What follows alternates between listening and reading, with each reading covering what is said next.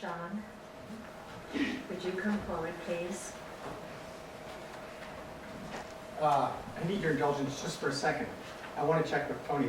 Luda has one friend in Odessa, and I really want this to go to her. So I want to talk to Tony just for a second to make sure that the video camera is working. Is it? It's on, it's being recording. Let me just Double see check, to be please. sure. Yeah, it's recording, 11:32. Yeah, I think we're good. Yeah. Okay, thank you.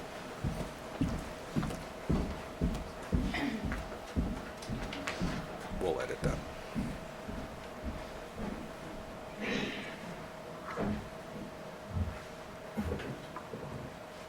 Well, first of all, thank you all for coming. The best advice I ever got about how to give a eulogy and get through to the end was given to me by my mother 3 days before she died. And I know she was speaking to me about exactly this. And the advice was that to get through it, you cannot think about yourself.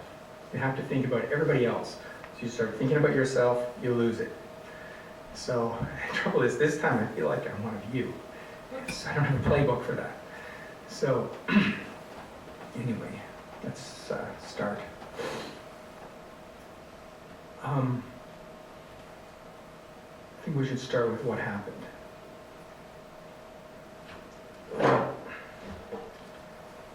Everybody dies from the same thing, lack of oxygen.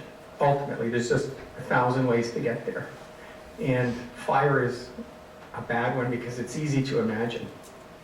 And fire doesn't behave, well, I've got a chance to say something here, so I'm saying it at the beginning. Fire doesn't behave like the things we're used to. It behaves like something else. And you may think you can get a couple of breaths and you can make it out or hold your breath, but you cannot. You're breathing solid air. So I think that was a factor for Luda. She died in a fire on Thursday, the 19th of February, about between 10:30 and 11 o'clock in the morning. And I found out about it when I got home. So that wasn't real. And no one knows what caused the fire. There was aluminum wiring in the house. She had a lot of things in her house, but that was getting under control.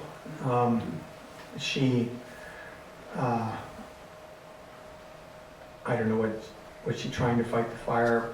I know one thing for sure, God himself could not have made her leave the house without the dog and the cat. But she was discovered close to the door, and the dog was found upstairs, and the cat Billy was not found. He's too little.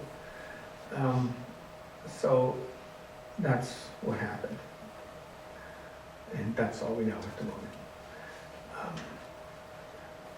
Now, I'd like to tell you about Luda. So I was privileged enough to find this out, and I didn't find it out all at once. It took a long time to find it out. Excuse me. I met her on the 31st of March 2007 at Home Depot on Baseline Road, where I went to look at custom window coverings with my friend Rudy, who's an interior decorator, and there's nobody at the kiosk in the middle of the store.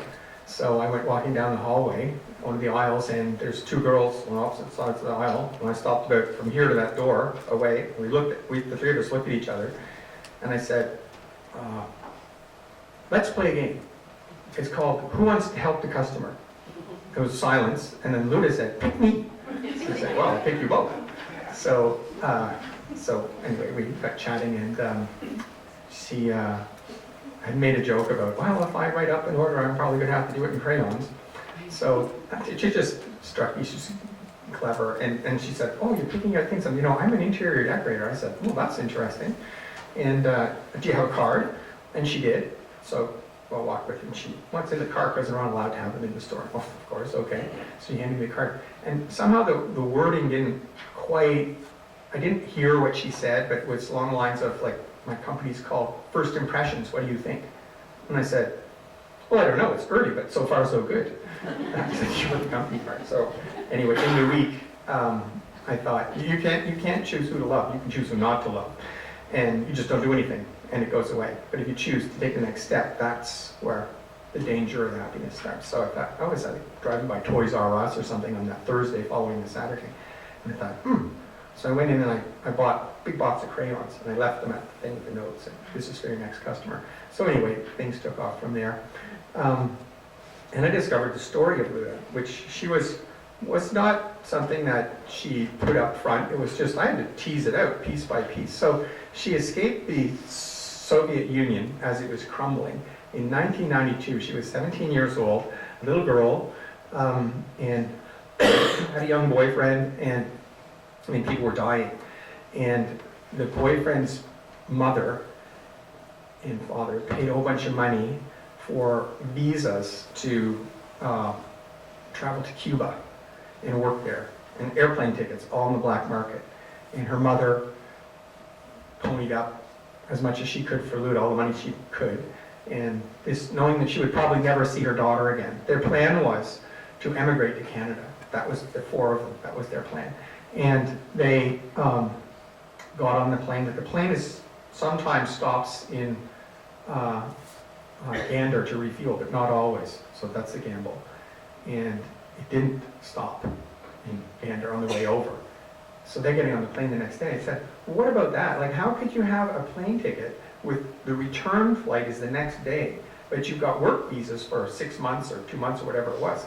She said, well, that's why it was so expensive, because you're paying off officials not to pick up on this.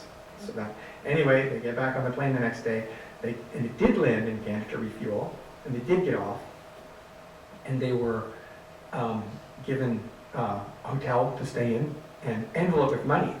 It's like, this was shock. Like, this doesn't happen in the real world. So anyway, Luda thought, well, what will I do to, they speak zero English, like not one word. So, but the province will teach you English. She came to Ottawa by that point. And so she took the basic English course, I think it's in Somerset Street somewhere, 3 times, because she couldn't learn to speak English. She wanted to do it right, so she took it 3 times, imagine that. Well, how am I going to support myself? How about waiting tables? How about a bar? Maybe she could work in a bar. So she got a job at a bar, doing that. And after a couple of years of the mother saying, you never cooked dinner for my son, she got tired of that. She said she's going to leave. And the mother said, not so fast, you owe me $1,000 US. So Luda earned $1,000 US and paid the debt.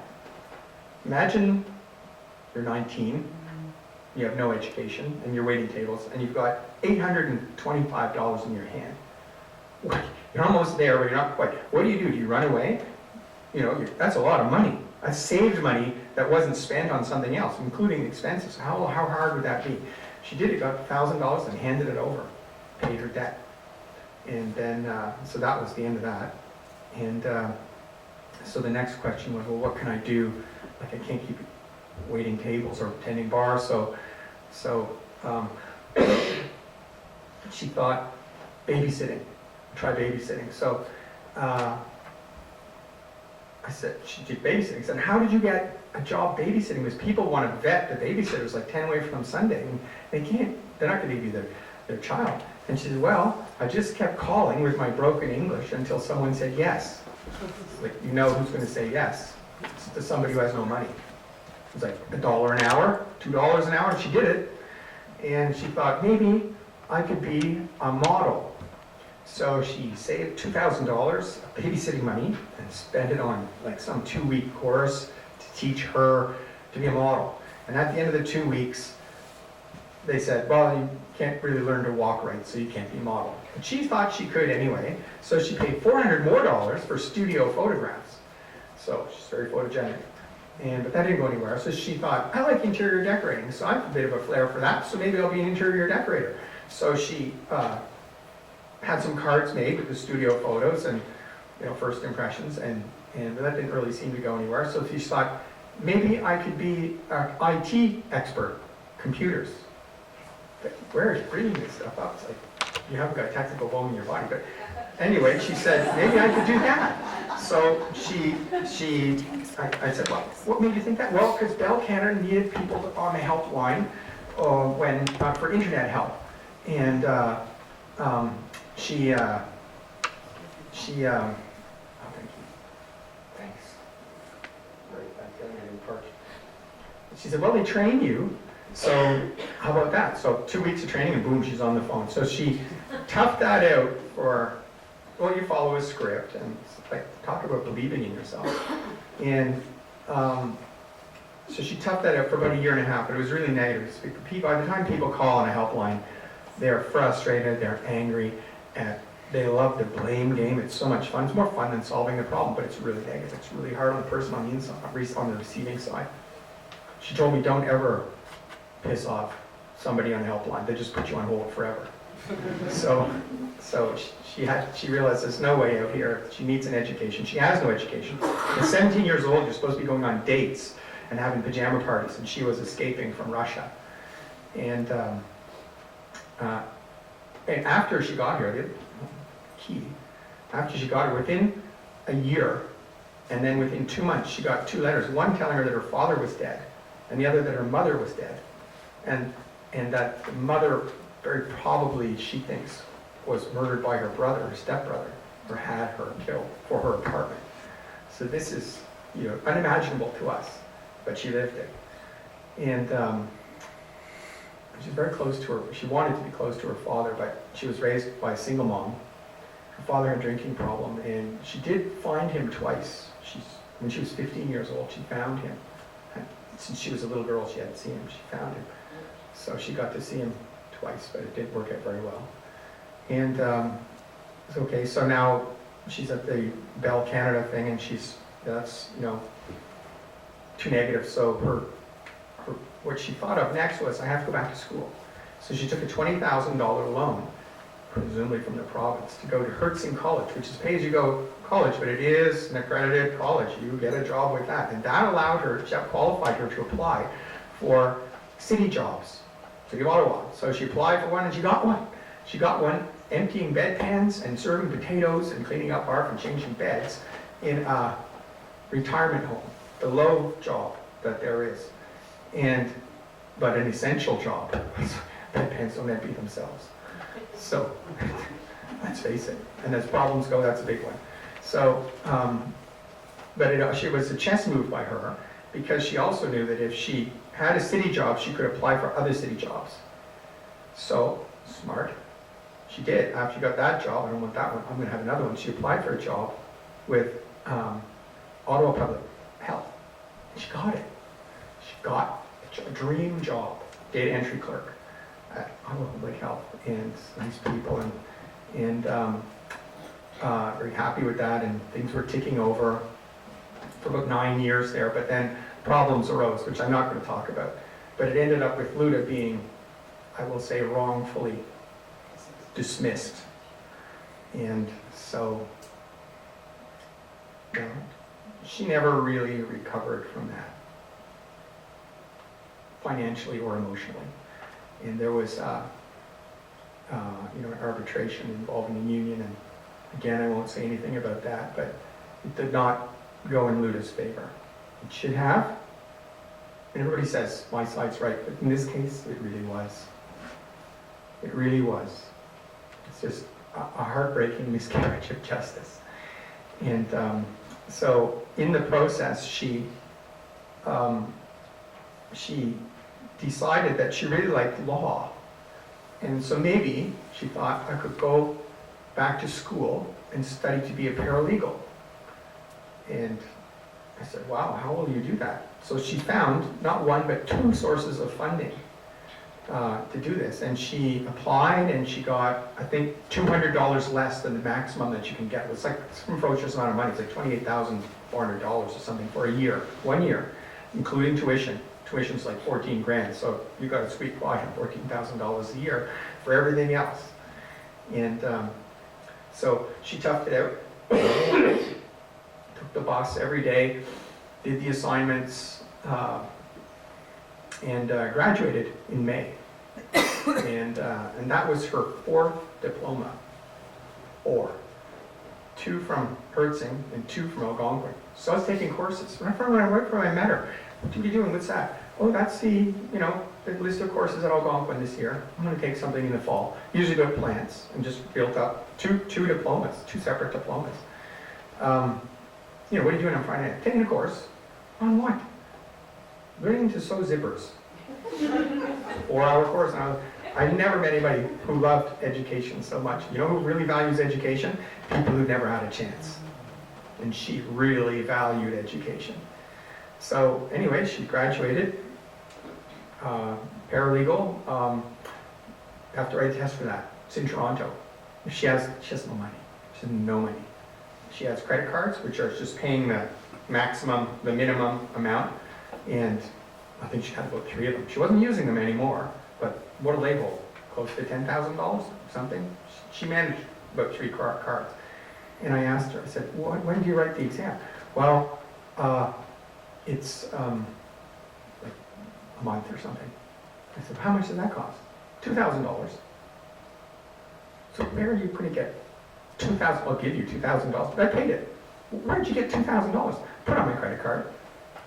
I said, your credit cards are full. No, I have one where there's some room. Wow, okay. So, imagine someone who would put $2,000 on a credit card at 22% interest to write an exam to be a professional. That's up in the sky somewhere. So I said, let's pay off your credit card. You could pay me 22%. Or how about nothing? I'm good with that. So anyway, so she wrote the exam and she passed. And she got a job with a company called BLG. So it's the second biggest law firm in Canada. And excited, on the 14th floor of the World Exchange Plaza, sending me pictures through the window of Parliament Hill, and smart people, kind people, intelligent people, the law. And she did work for them, like probably work of 3 people at least. And in a short amount of time, and they were saying, here's Luda, everybody, and she's on a 6-month contract. We're going to have a few of these. So that looks good. And she was interested in IP law. Can I sit on lectures about that? Yes, they said, yes, you can. So she's going to learn about IP law, learning inside the job. So it's just perfect. But she's developed stress headaches. There's other things happening in her life too. She developed stress headaches in the last 2 weeks of her 6-month contract. I said, any way you can get to work, because they can't review you if you're not there. But it was impossible for her. If it's not possible for her, it's not possible for anybody. So, so they did not renew her contract. And so now she doesn't have a job. So she's searching for a job every day. Search at the employment center, the computers they have there, applying, going to interviews. She always talks to the interview, post-interview, didn't get the job. Can I meet with the interviewers and tell me what I did wrong? She always did that. That's uncommon. But one of the jobs she applied for was a position as a clerk, I think, at the courthouse on Elgin Street. And she got it. She rotated in. And it's not a bilingual position, which is uncommon. So she was excited about that. She's hanging on. I don't want to look desperate. I really would like to start work. And it's not happening. Well, her induction interview is tomorrow. So, too late. What I learned from Luda, quite a lot actually. One of the main things is there's such a thing as a good enough solution. I'm a perfectionist, and being a perfectionist is not a good way to be, because perfectionists spend too much energy chasing something of too little value. But Luda taught me sometimes you take the good enough solution. And I think she demonstrated in her life. I don't have TV, but I like to watch movies. And there's a movie, Rocky Balboa, which is the 6th Rocky movie. Like, how could you have 6? How embarrassing for Sylvester Stallone to have made a 6th Rocky movie. The first one was incredible. The second was like, what's going on here? The third I didn't see. 4th, 5th, who cares? Who knows what's going on? But he made a 6th movie, and eventually I saw it. And I'd say, to me, 9.5 out of 10. It's about letting go of things and aging and making concessions, accommodations. And there's a scene in the movie where the Rocky character, and this is, to me, Luda. This is what I want you to know about Luda if you didn't know her well. There's a scene in the movie where Rocky is talking, apparently in one of these episodes he had a son.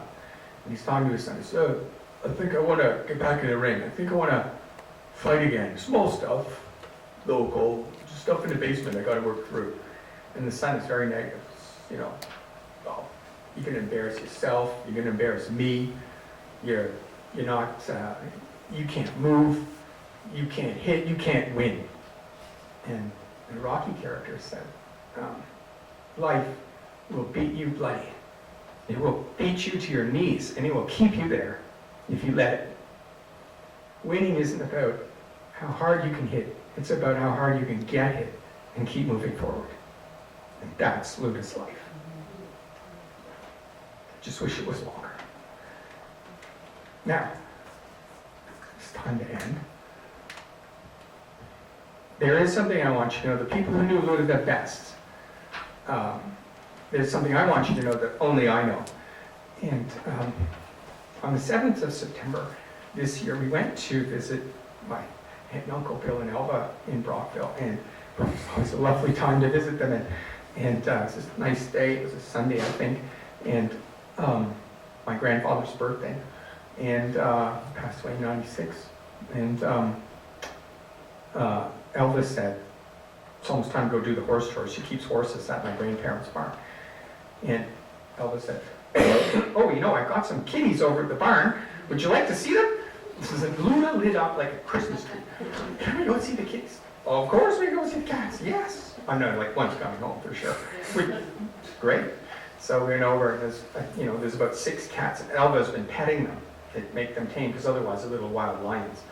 And so she's picking this one up and this one up, and here's the prettiest ones with the Luda's playing with them. But there's one weakest one, the smallest one.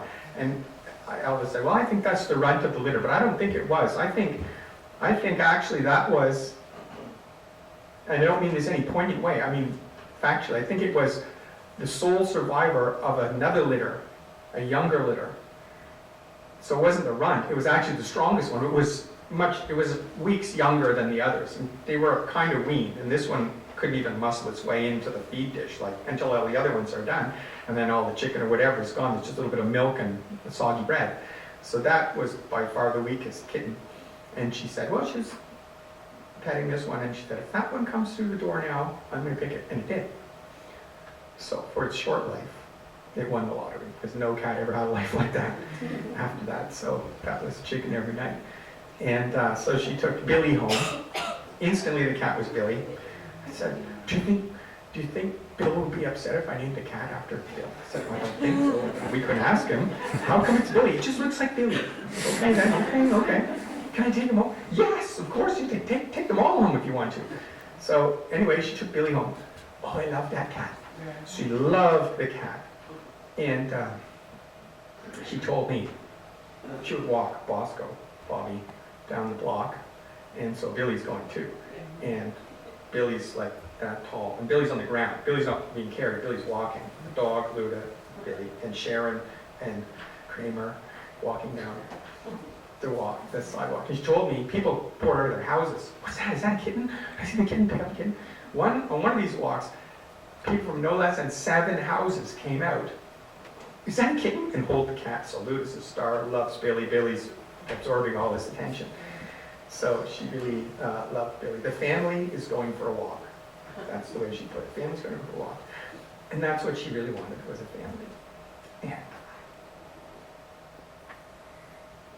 so movie night was Saturday night. I like playing things. I'm a boring person.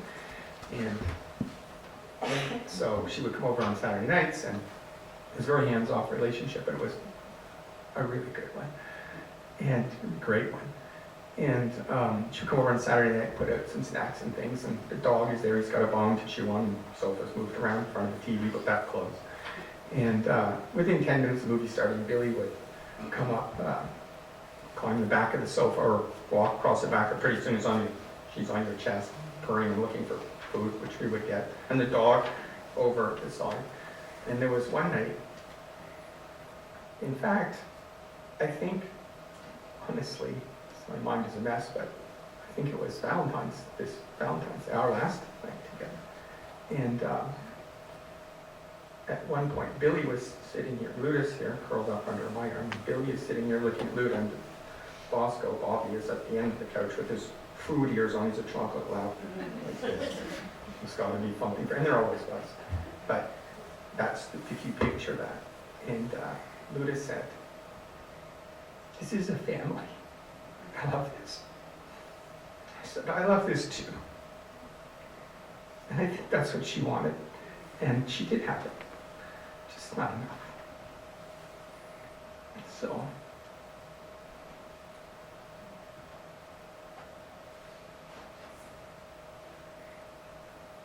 I learned a little bit of Russian from her, but not very much. Я говорю по-русски, means can you speak Russian, but I can't say anything after that. Пожалуйста, I think that's hello.